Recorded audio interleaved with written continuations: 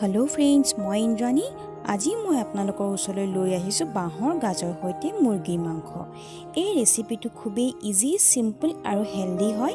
ইয়াত মই খুব কম পৰিমাণৰ তেল আৰু মছলা ব্যৱহাৰ কৰিছো।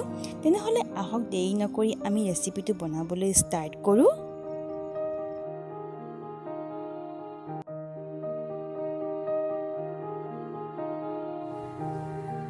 এই ৰেচিপিটোৰ কাৰণে মই চিকেন লৈছো 200 গ্ৰাম, জলকীয়াৰ গুড়ি অকনমান লৈছো, নহৰু পেষ্ট এচামুচ, এয়া জালুকৰ গুড়ি, নিমখ আৰু এয়া বাহৰ গাজ মই ৰুকনিত ৰুকি লৈছো, অকনমান মিঠাতেল আৰু এটা মিডিয়াম সাইজৰ বিলাহী মই মিক্সিত পেষ্ট কৰি লৈছো আৰু পানী 2 গিলাস।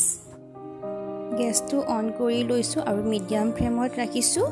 এতিয়া ইয়াত মই কেৰাহীটো বহুৱাই দিছো আৰু পানী 2 গিলাস ইয়াত দি দিছো।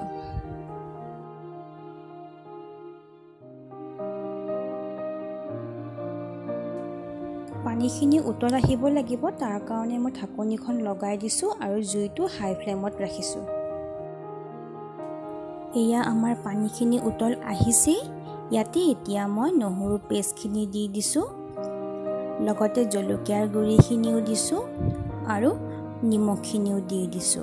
নিমখখিনি আপোনালোকে নিজৰ সোৱাদ অনুসৰি দিব। এতিয়া এইখিনি অকনমান লৰাই দিছো, জুইটো মই হাই ফ্লেমতে ৰাখিছো।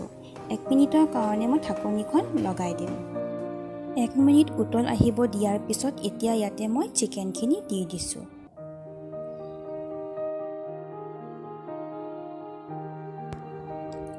লগতে কৰি থোৱা বিলাহীৰ পেষ্টখিনিও দি দিছো। এতিয়া এইখিনি অলপ উতল আহিবলৈ দিম, তাৰ কাৰণে মই ঢাকনিখন 10 মিনিটৰ কাৰণে লগাই দিছো। 10 মিনিট পিছত এইখিনি ধুনীয়াকৈ উতল আহিছে। এতিয়া ইয়াতে মই ৰুকি থোৱা বাহৰ গাজখিনি দি দিছো।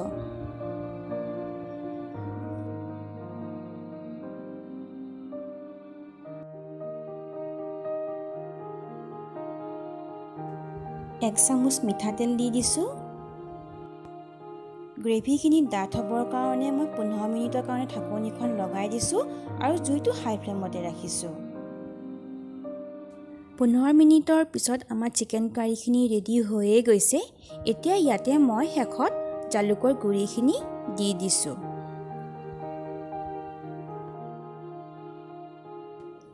বাঁহ গাজৰ ধুনীয়া গুণ এটা ওলাব ধৰিছে আৰু আমাৰ ৰেচিপিও ৰেডি হৈয়ে গৈছে। এতিয়া এইখিনি মই এটা বাউলত উলিয়াই লম। এয়া মই চিকেন কাৰীখিনি এটা বাউলত উলিয়াই দিছো। এতিয়া ইয়াতে মই অকমান মান ধনিয়াৰ পাত ছটিয়াই দিছো আৰু লগতে 2টা জলকীয়াও কাটি দিছো। এতিয়া মই ঢাকনিখন অলপমান সময়ৰ কাৰণে বন্ধ কৰি ৰাখিম, যাতে ধনিয়া আৰু জলকীয়াৰ ফ্লেভাৰটো আহে আৰু টেষ্টটো আৰু বেছি ভাল হয়। এয়া আমাৰ চিকেন কাৰী ৰেডি। আপোনালোকে দেখিছে মই খুব কম পৰিমাণত তেল আৰু মছলা ব্যৱহাৰ কৰিছো।